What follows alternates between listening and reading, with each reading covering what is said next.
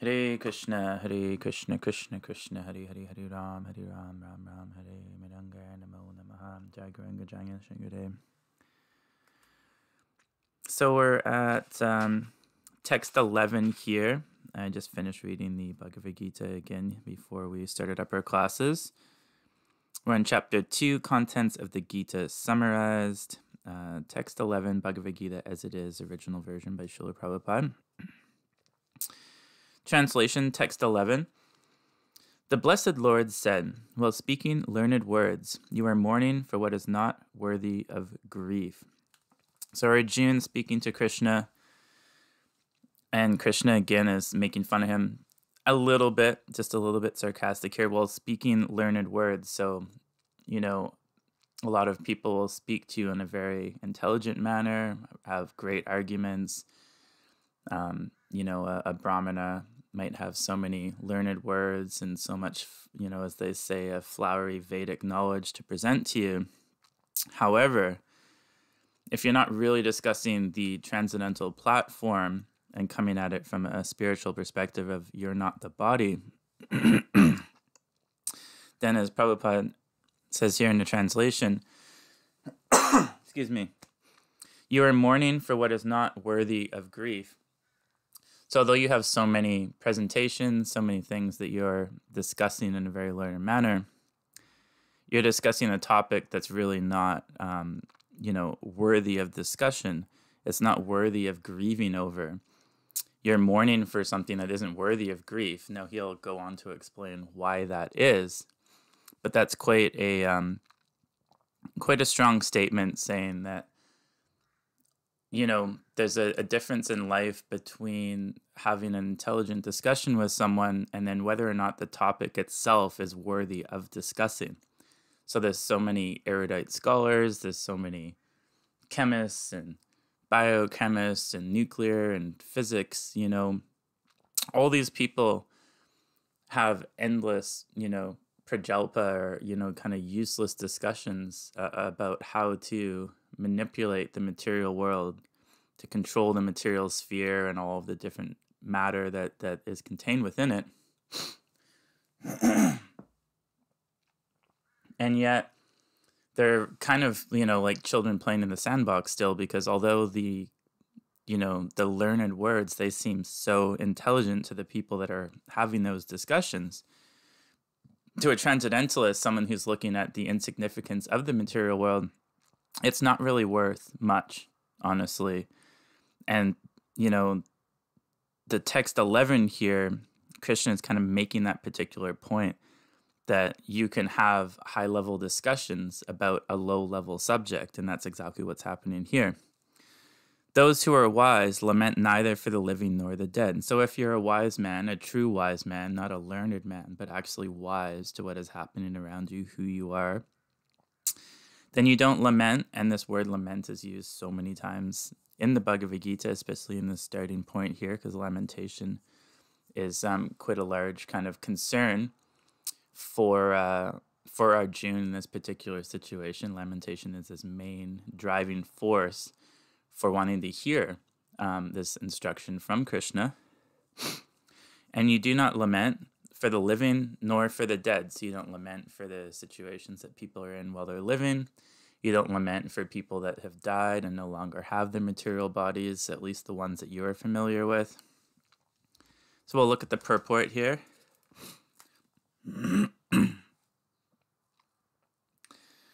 The Lord at once took the position of the teacher and chastised the student, calling him indirectly a fool. Yeah, so I haven't read the purport before. I don't like to pre-prepare for these classes. I like to just read it and respond to it as I go. So I didn't use such a harsh word, but here Prabhupada's literally saying that. So I was saying he's, joking with him a little bit, being a little bit sarcastic. And here Prabhupada's saying that he literally chastised him as if he's a fool. And, it's hard in the material world to have these perspectives. Obviously, if you do, you have to kind of keep them to yourself for the most part, because you can't interact with everyday people. And keep in mind, we're like 0.000 no % of the population of the planet. hold the beliefs that we have are technically practicing Vaishnavas, and very few even within the community that would consider themselves Vaishnavas are actually practicing Vaishnavas to some extent or hold the real values of a Vaishnava. So we're like 1 in a million, much more than that. So you're not going to meet many people where you can have a discussion that, hey, like, look, everything that you're doing, thinking, saying, feeling actually has no real relevance. People don't digest those types of conversations very well. Even as a Vaishnav, it's very hard to digest your desires and your everyday life and the activities that you're kind of forced to engage in one way or another, when in a lot of ways they, it's really you just discussing foolish subject matter and trying to manipulate the material world.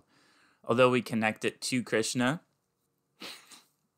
ultimately in the back of our minds, we're always having this, kind of rudder, like, is there any point to what we're really doing? Also, as you get more advanced in Krishna consciousness, the ability to manipulate the material world also becomes more easy. You can see the building blocks of how people's minds work, how their intelligence works, how the material world works, what steps are required to get to certain places, or how to become famous, or how to do this or how to make money.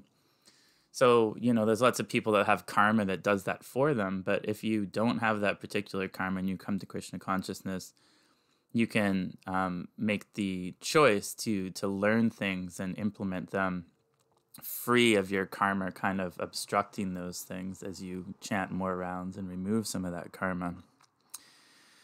So here you're feeling, you're feeling very sad, you have to go kill your family, you're lamenting, you're presenting all of this information to Krishna that seems so, Vedic and true. And yet at the core of it all of these attachments that Arjuna has, and he doesn't really have them, it's just the purpose of the book here. All of the people in the Mahabharata here are all, transcendental entities, just as you hear so many pastimes of Krishna's. A lot of these are very high level spiritual beings that live in the, in the spiritual realm with Krishna. But they have to be used to come down to material spheres just to present these pastimes because, we're lower jivas. We don't have the ability to interact with Krishna in this particular way. We don't have the potency.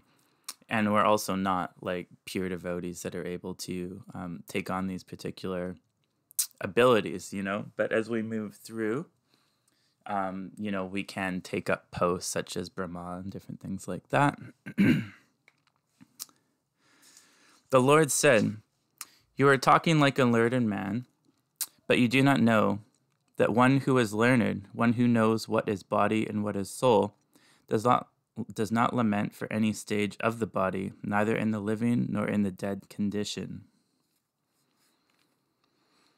So he's telling them straight up, again, like, you're a very learned man, but you do not know the one who is learned actually knows the difference between the body and the soul.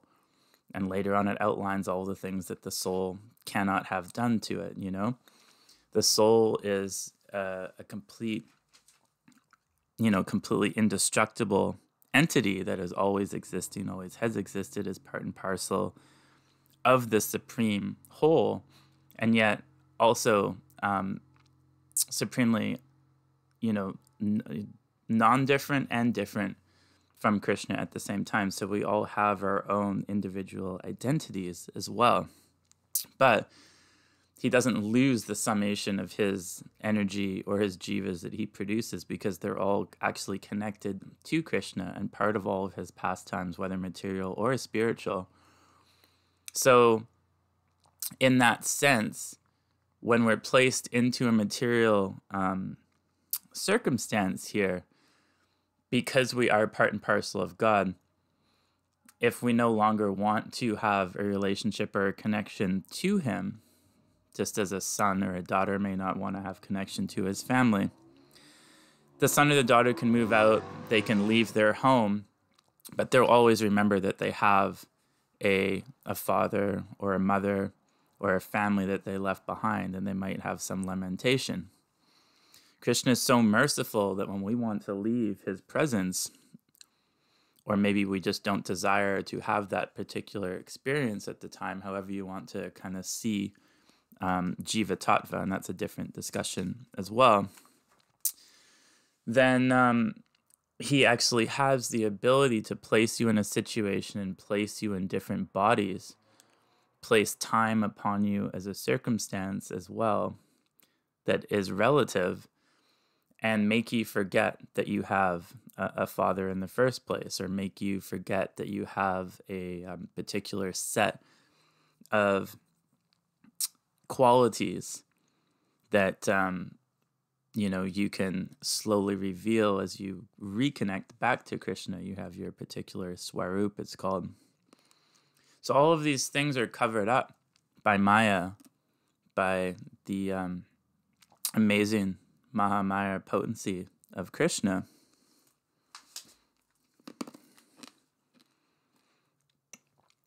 So a very intelligent person understands what the body is, what the soul is, and you don't lament.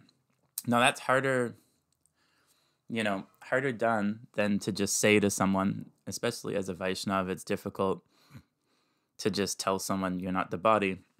We tell ourselves every day that we're not the body. I understand I'm not the body. Like, I've come to a point where I've, read all these books multiple times. I've chanted my rounds. I've done kirtan. I've had the experiences, the harinams. Like, I know beyond a doubt that this is a true fact of life. The difficulty is that knowing is one thing, and being able to execute every day a spiritual practice that goes against the forces of Mahamaya, goes against the forces of the mind, goes against the forces of the genitals, of the body, of the intelligence even that isn't fully purified. It's like,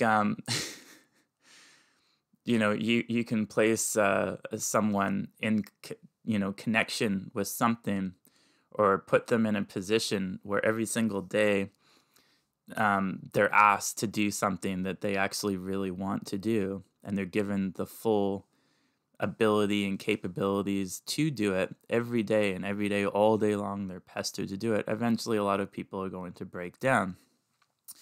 So our lives in the material world is like that 24/7 for, 80 years, 90 years, 100 years.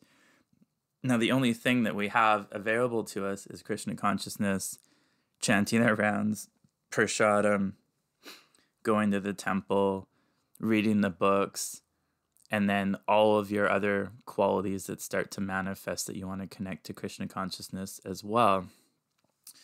Now, all of those things, slowly creep into your life, but then you have all of your material desires and all of your material life that is still there, that pull you away from that. And then you practice some bhakti, and then you pull back into bhakti a little bit. And it's like this long teeter-totter, which can happen for, years, lifetimes, multiple, who knows how many lifetimes, millions of lifetimes. It takes a long time in some circumstances to give up all of your material desires. The thing is, Krishna does not take away your freedom in this particular case.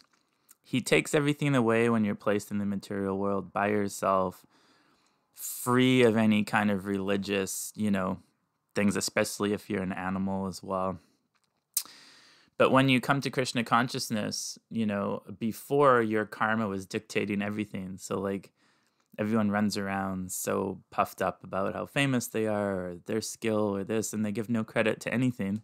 They take all the credit for themselves, although it's just their karmas that are playing out. And as you see, people are famous for a month, a year, 10 years. Their pious credits run out and they lose everything. Or some people don't. Maybe next lifetime, they'll have more or less depending. So it's a whole balance too. When you come to Krishna consciousness, your karma doesn't really play too much of an effect anymore at some point.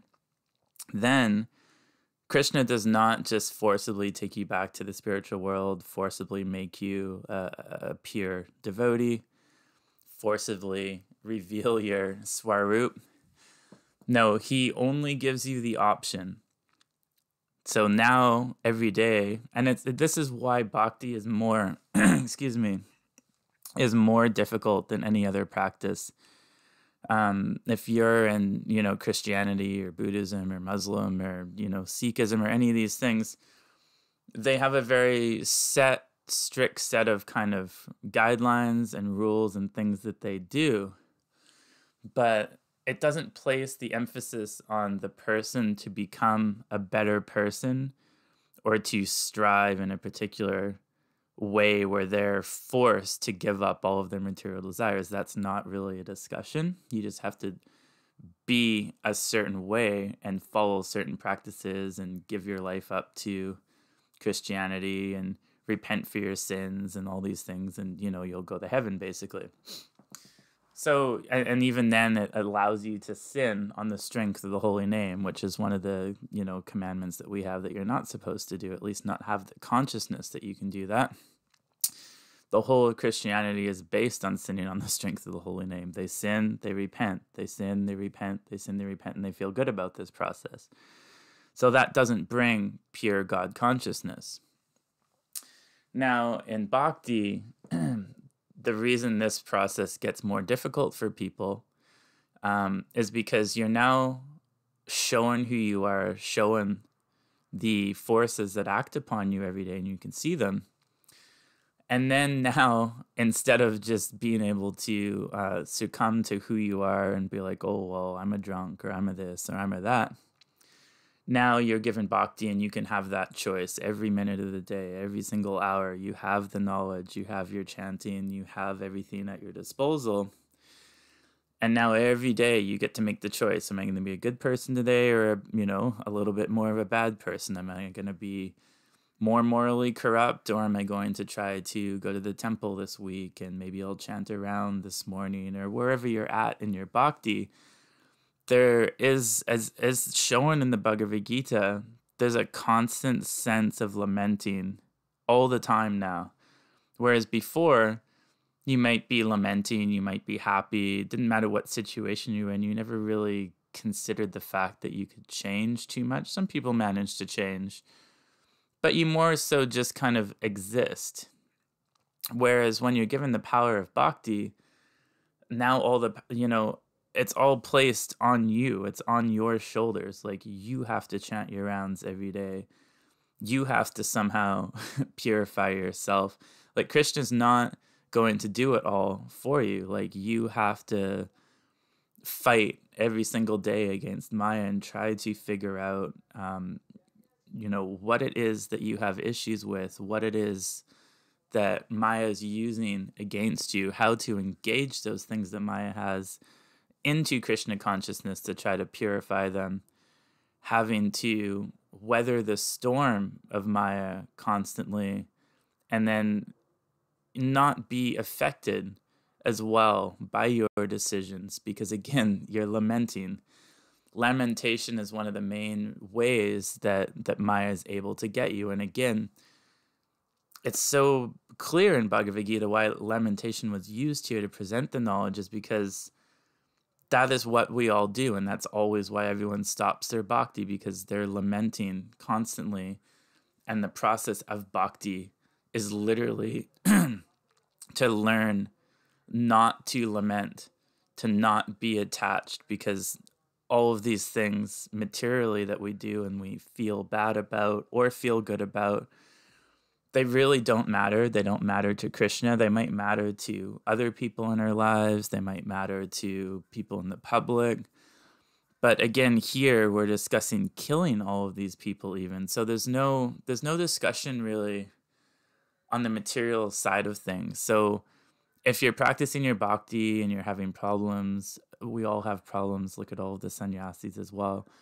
We hold ourselves, we read this information and we say, hey, like, I'm going to be a Vaishnav and then follow the most rigid, structured lifestyle you've ever imagined and just give up all my material desires. Some can, very few have. Most people end up after 30, 40, 50 years very kind of numb and sour, don't seem to have learned much, and have actually kind of numbed their consciousness down so that they're no longer aware of this struggle between their choices that they have to make every day. And they've just found like an easy kind of line so that they can just do their regimented, simple program every day, and kind of, you know, they've surrendered to the feeling that they have through doing that, mixed in with whatever materialism that they have as well. And they don't kind of get past that. They don't move past that realm because learning new things brings lamentation. You try to become good at cartels, you can't, you lament. You want to be a good kirtan singer, you try, it's too difficult for you, you're not able to put in the work, you lament, right? So every step of bhakti is about learning to handle your lamentation. The less that you lament, the more progress that you can make. And I feel like the more Maya will throw extra things at you and test you in more ways. And she has to, even if you don't want those desires, you have to experience them, because again, you have to be strong in the face of Maya. You have to learn these tests. You can't just toe this, medial line of life and expect to achieve greatness spiritually or materially. You have to take risks, and you also have to experience failures, right? Everyone talks about being, if they didn't fail, they wouldn't have succeeded later. Like, you have to learn. Even me, like my first business, failed miserably, and I made so many mistakes. I had no idea what I was doing. I was young. And all of that information that was given to me through that process helped me to build a second very successful business, because I'd learned from my mistakes. So you have to be willing to learn from your mistakes and not lament, because if you lament and get caught up by them, you'll stop chanting your rounds. Is that what Krishna wants? No. Oh, you're doing such and such, you're eating meat again or whatever. I'll stop chanting my 16 rounds. Why? Because you ate meat? Because you're lamenting that you have to experience this desire through the eyes of bhakti now, and feel the pain and the suffering that it brings you and brings others, and just experiencing the whole kind of litany of destruction that habit creates. Or, you can do different things and it will be somewhat positive for you, and you'll be able to, understand the positive effects of everything in the material world. Everything is actually positive to some extent. It's just things, just like even animal killing were used in a positive way at one point in Vedic sacrifices. So many drugs have been used in very positive ways, especially for rehabilitation of people's minds and mental abilities and Parkinson's and things like that. But people of lower classes, they take these items and they misuse them. If you overeat healthy food, you're going to become extremely obese and die from something. If you take too many drugs, you're going to end up addicted to them and on the street and, unable to function. Your body will shut down because you're taking too much of that. If you take too much Tylenol, you're going to die. Like, too much of anything is not good. Following the medial path, like in Buddhism, that's a very good place to be in bhakti for quite some time, and working on that ability to not lament. Eventually, you're meant to come out of that stage and become more and more in the pure bhakti, where you're spending more time on your bhakti and less time entertaining the process of experiencing material desires through the eyes of bhakti, because you've done that long enough now that you're like, okay, like I've gone back and re-experienced this, and now I can see that's not worth it. Or I can go back and experience this, and I can see that that's not worth it. oh, like, I tried eating eggs again, and you know what, like, but it's actually not worth it, or I'd rather be more unhealthy. Like, all of these things have to be experienced, and we all go through this process, but eventually you're meant to come to a more pure state. So back to the purport here. As it will be explained in later chapters, it will be clear that knowledge means to know matter and spirit and the controller of both. As it will be explained in later chapters, it will be clear that knowledge means to know matter and spirit and the controller of both. Yeah, so, what is matter? What is the Jivatma? And who is the controller of both of those? And that's a pretty easy thing to answer at this point. Arjuna argued that religious principles should be given more importance than politics or sociology. Okay, so Arjuna is arguing that religious principles should be given more importance in politics or sociology, but he did not know that knowledge of matter, soul, and the supreme is even more important than religious formularies.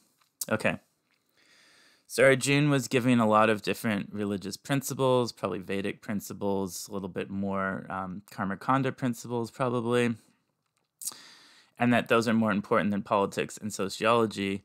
That's kind of a given. I mean, at least in our,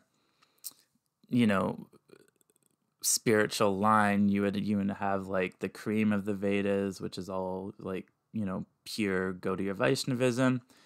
Then you have the Vedic knowledge, which is very important in like a lot of Sikhism. And most of the religions are based on karma kanda, like you do good things and good things will happen for you, doing a lot of sacrifices, all these different things. Karma kanda is super useful. You can, pretty much do whatever you want with it if you execute it properly, but it's keeping you more on just satisfying your desires and not, really learning too much from them. And just lamenting when you're not able to get more. So that, obviously, we would consider, I would say most people would consider even religion probably higher than politics or sociology. A lot of people, religious beliefs definitely are higher than politics, at least with some people like basketball players like Kyrie Irving taking a stance against the vaccine because he's a very devout Muslim and wouldn't take the vaccine. He wouldn't play. He's giving up like, tens of millions of dollars and not playing during the season. He was placing his, religious principles above politics in that particular stance. But here Arjuna did not know that knowledge of matter, soul, and supreme are even more important. So even more important than religious formularies, which we would call more like Vaidhi Bhakti, or at worst, like your karma kanda. Above that, knowing that you're not the body, knowing the Jivatma, knowing who Krishna is, knowing about the spiritual realm, control of the mind, control of the senses, that information, and also the fact that the Jiva is not able to be, burnt, is not able to be killed, is always knowledgeable, always full of bliss, always eternally existing, that knowledge trumps everything else. So you have that, and then everything else is beneath that. So no matter what Arjuna presents, Krishna will just come back to this point. You're not the body. Nothing actually is happening here to lament about,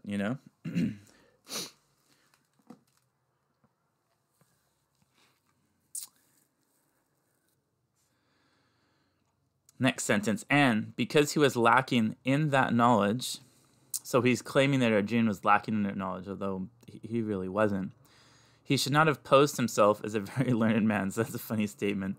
So he's acting very learned. So again, we're talking about these erudite scholars, these masters and PhDs and all these wonderful people in the world that have brains and intelligence far materially above anything that I could possibly imagine. But, and the Prabhupada would do this to people too. He would just cut through all of that because there's no point really discussing it and just bring everything back to spiritual perspectives and points that people hadn't really thought about. And although they're simple points, we don't ever think about these things because they're never presented to us. In fact, they're all hidden from us. In school, so much is hidden from us. They even hide most of the material things from us because materialists that are more advanced, they simply produce schools and different things to help people to make very small amounts of money, and we're told that this is good amounts of money. You're $60,000 a year, become a school teacher, work 5 days a week, nights, working evenings, marking all the time, endless work, your whole life, working like this, and you barely have any money. So, they don't teach how to, like, what schools, like I went to university, they're not teaching you anything about how to be an entrepreneur. They're not teaching you in a way that opens your mind that you could ever do anything special for the most part. It's really, and even the way that they teach you, they force you to do things their way. And if you don't comply with the way that they want you to do it, you don't get a good grade in that class. So you become compliant. You learn to be compliant. You learn to surrender to authority. You learn that you don't go to the washroom unless the teacher tells you to. You learn that if you don't write in a certain way and don't write with certain trigger words that might, affect that person's consciousness, then, you don't get a good grade. So, for however many years, of school, 15 years or even more for people in PhDs, people are made into workers, made into drones, just made into very materialistic people that are essentially used by those that have far more spiritual values, but are using them inappropriately and kind of lording over material people.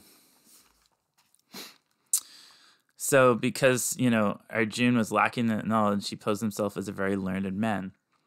So, even when you come out of university, we're so puffed up. We're 22, we've got a degree. We think, oh, we're going to get a big job, make $60,000 a year. We're puffed up. We think that we've learned so much, but everything that we've learned is so little and insignificant compared to the knowledge, even materially, that you could have. So again, it should be seen here that, like, so he's calling Arjuna lacking, and if Arjuna is lacking, then what to speak of us? Every person on this planet is lacking compared to what Arjuna had. So if Arjuna is considered to be lacking, we should always be, as they say, lower than the straw in the street, very humble. No matter who we are and what we've learned, we're always lacking in so many different areas. And that's another particular point we should really imbibe here, is that I'm always lacking something. And we should always be striving to become better at something. So you should never stop. Like, find one thing in bhakti that you like. If you like to read, never stop reading. Keep reading the books. Like, I've read all the books multiple times. Bhagavad-Gita so many times. Chaitanya Charitamrita, I think I've read that once. Bhagavatam twice. Like Chaitanya Bhagavat, Jaiva Dharma. All these books you just keep reading through multiple times, reading them over and over and over. And if you like doing that, never stop reading, keep learning. If you like Mridanga, devote your time to learning Mridanga. Do whatever it takes to do that. If you like cartels, if you like music theory, if you like kirtan, if you like to cook, find something. If you like to give classes and you want to be very scholarly and learn how to, read and speak Sanskrit, whatever. There's a lot of different things that you can if you want to learn how to be great in management and help ISKCON in managing, which is something that it clearly needs. Like, just devote your time to something, because you're always lacking in an area. Never think that, oh, I'm the best singer, I'm the best this, I'm the best cook. No, like, you can always do something differently. You can always find a way to be better. And that's, again, these devotees find this medial path, and it's like, okay, I can play 1, 2, 3 in the cartels, and I can give this class, or maybe I have 2 classes I can give. I have 1 kirtan that I can give. And it's like they stay happy with that for 50 years of their life. And, like, I don't know if that's a symptom of being simple and pure or just complete lunacy. But if you read the books, like, I do not, and they claim that a true Vaishnava becomes expert in everything, then you have to stay true to the books. And it's like, if you're not having this feeling of lamenting and a strong desire, even if your material life is kind of getting in the way of things, there still should be, if you're chanting every day, this desire within you that burns, like, I have to do something today. I have to become better. I have to try something in my bhakti. Like, there's always a feeling of lacking if you're chanting your rounds every day. When you don't chant your rounds, then you're not going to make much progress, because just the process of chanting every day, and that process goes up and down as well in quality and attentiveness and the feelings towards it. Your bhakti will ebb and flow depending on where you're at and the different impediments that you're coming into. And certainly, as the more pure that you become as well, the more chance there is for degradation, because Maya is always there to test you more and more. At the start, Maya kind of just leaves you alone for a while, because Krishna really wants you to become embraced and enamored with bhakti, and it's so beautiful, and you get so much realization from it, and so much spiritual joy and bliss, but you have to work for it later. And the more that you give up and see through Maya's tactics, the harder she's going to push. So what's going to happen is you're attacked far more the more advanced that you become as a devotee. And it's like your shield of armor. She just finds all those little chinks in the armor. You think, oh, I'm doing so well in bhakti, and then boom, like this problem comes up, and boom, that problem comes up. And all these things that you didn't even know were there start to bubble up to the surface. So, it's easy to get through like the first kind of layers of easy materialism. And then you really have to kind of unearth, millions and trillions of lifetimes of baggage that needs to kind of all come off of the jiva, come off of us, in order to truly reveal our swarup and become, more loving and caring towards Krishna and more transcendental. So it's such a powerful process, and it's very difficult to manage it. How do you say? It's and without proper guidance, it's very difficult to manage. And I just want to touch on the point too that, like, we've all had gurus in our lives, and this, and they don't speak like the way I'm speaking. And I don't know what I'm speaking or how it is, or if it helps anyone. Most people don't watch these videos, but it helps me. Just like Prabhupada said, just preaching to the walls. This is connecting to Krishna, whether people watch it or not. It doesn't matter. It doesn't matter to me. It just helps me in my bhakti. It's something that I get to do. It's something that I'm offering into the world and offering for Krishna. And he'll reciprocate as well, just as he does with, so many devotees that we see. But the sannyasis, they don't speak like this. They make everything sound very easy, very blissful, very community-like, very much like any other circumstance I was talking about in schools and things, where they take people and they break them down in a certain way and make them subservient, don't allow them autonomy, place them in a very rigid circumstance, and unfortunately exploit them as well. And they don't give them any of these realizations, and a lot of people just fail and kind of fizzle out, because on their own they're not given that encouragement and understanding. And I really wonder why, like what the intentions are, because if a lot of these people, they've chanted for so long, I'm sure they've had a lot of the same realizations I've had, and yet they choose demonically to like, it's okay to not be a pure devotee, but like, don't present yourself as one, and then take all of the riches and the spoils from that, because it just degrades you further, and then everyone's consciousness towards you becomes so bad, and all the people that you've hurt through that process as well.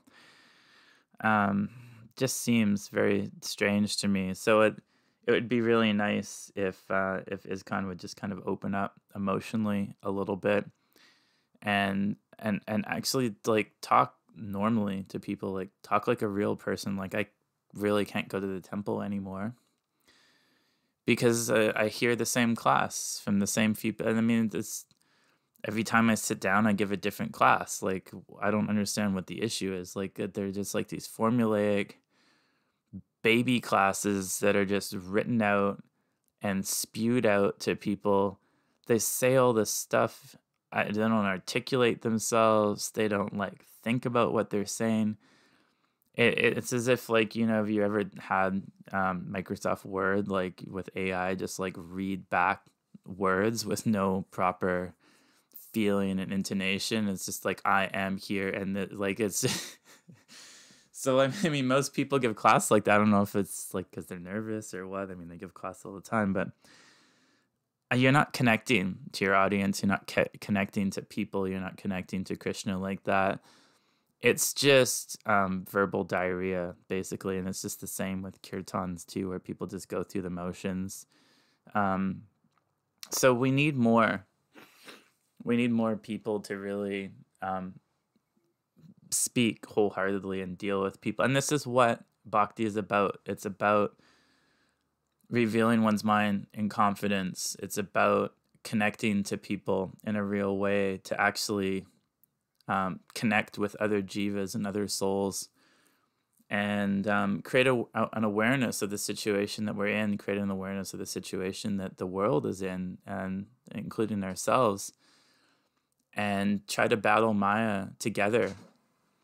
And when you create a society that's just glossed over, candy coated, with a bunch of, you know, very ignorant and obnoxious leaders, including, you know, temple presidents and so many, I mean, it's endless. And the way that I've even been treated, like I've seen it all.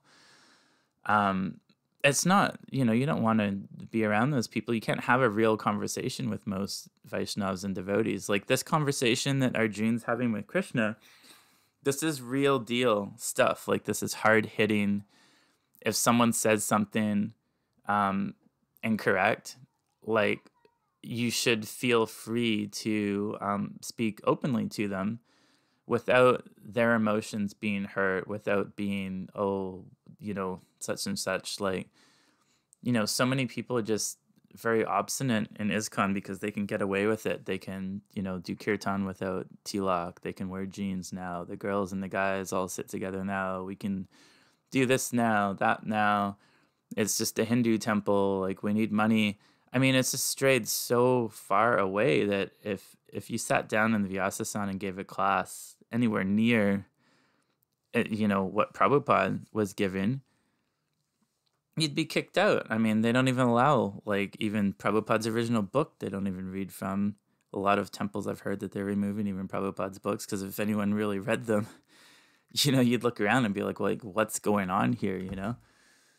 So it's a difficult circumstance, but we'll get back to the purport here.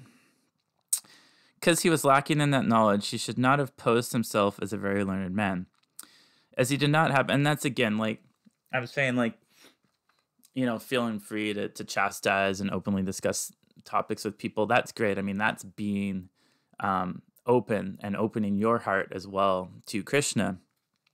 But, you know, when you pose yourself as a very learned man, you're going to have very formulaic classes. You're going to have your 10 or 20 shlokas that you quote that people are familiar with, and you're going to pronounce them very nicely and rifle them off throughout the class. You're going to bow in a particular way. You're going to walk and talk in a particular way that people like you. You want people to like you as a sannyasi or as a person in power or someone on the Vyasasana. You know, you still want to go and do something and have people enjoy it. I've led a lot of kirtans in my time, and, you know, I've almost never enjoyed leading kirtan. Well, at night shift, I really enjoyed with certain people because I felt like I could just be myself and be free, and there was no expectations. No one cared. But when you're talking about other circumstances, people always are trying to use the holy name for some, ulterior motives. People are really kind of materialistic with the kirtan, and people want you to sing a certain way and do it like this so the crowd can do that. And, it's all about how's the crowd going to react. It's like, I don't care about the crowd. I never cared about the crowd. I didn't care about the people. I didn't care about anything. I'm sitting down in front of the harmonium. I get to do what I want. You know why? Because I'm leading the kirtan. And what does that mean? That means that you are all becoming a part of my bhakti for that time. My relationship to Krishna is on display. Whatever Shakti and connection I have, I'm now trying to connect you to that so that you can chant, a certain way and experience whatever devotion I have. And then you're meant to chant and feed into that devotion and connect everyone and everyone's hearts and all the jivas to Krishna so that we have this kind of propelling, motor. But it all starts with whoever the kirtan leader is. And I always found most people hated my kirtan. People don't like my kirtan, like no matter how I sing it.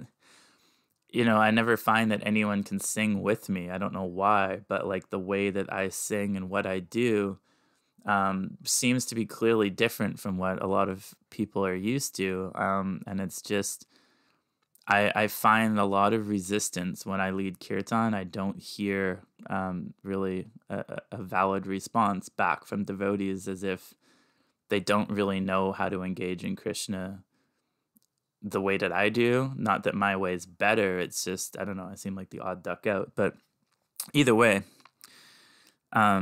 you also, lamenting about that or being concerned about that, like that's just an observation I'm presenting. But, you always want to expose yourself as much as possible in public, including when you're speaking, because you might, have a better chance of Krishna channeling through you. And my point is, a lot of other kirtans and classes and stuff seem very kind of stale to me.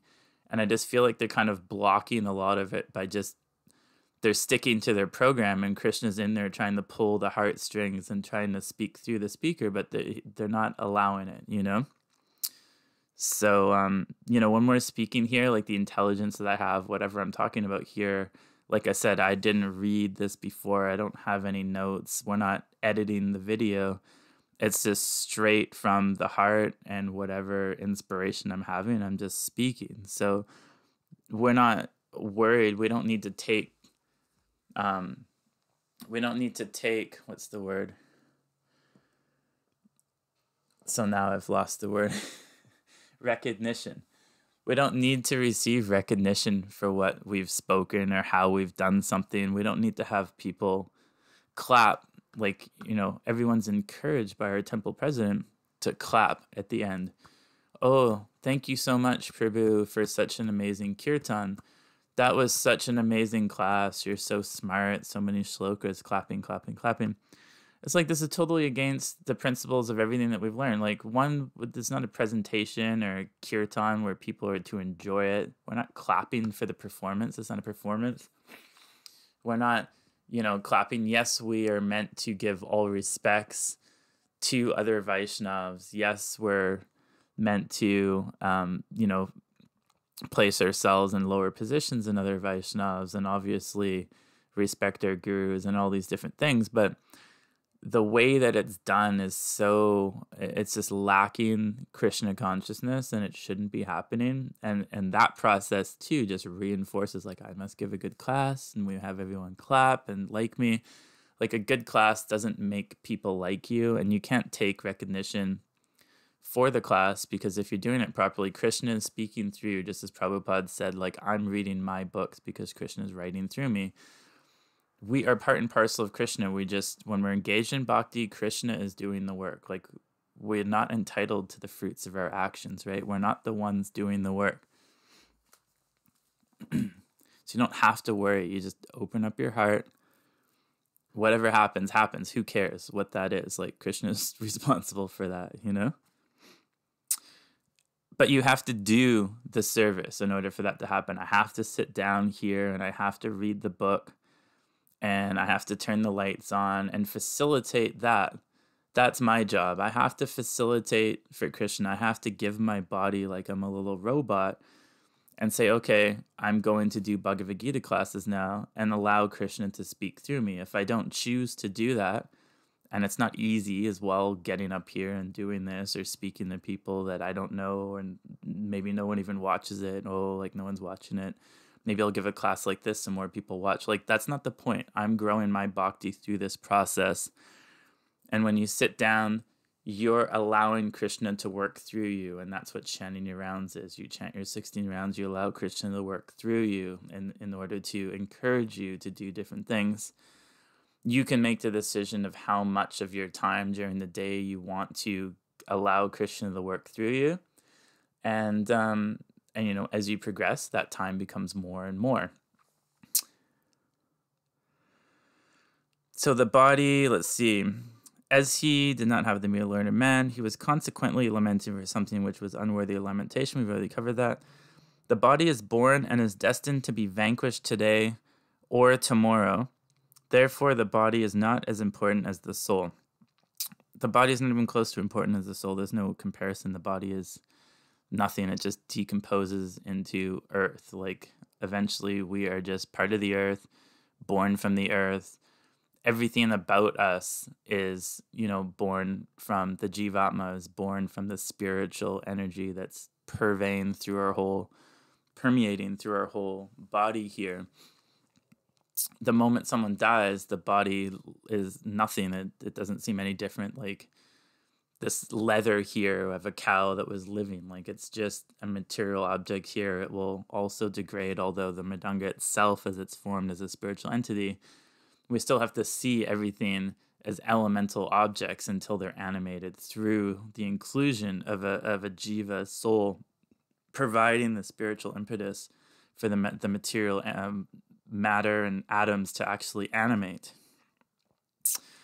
One who knows this is actually learned, and for him there is no cause for lamentation, regardless of the condition of the material body. Now that's a difficult statement at the end, regardless of the condition of the material body. Now, I've definitely been, you know, earlier in my Krishna consciousness, had different issues with my body.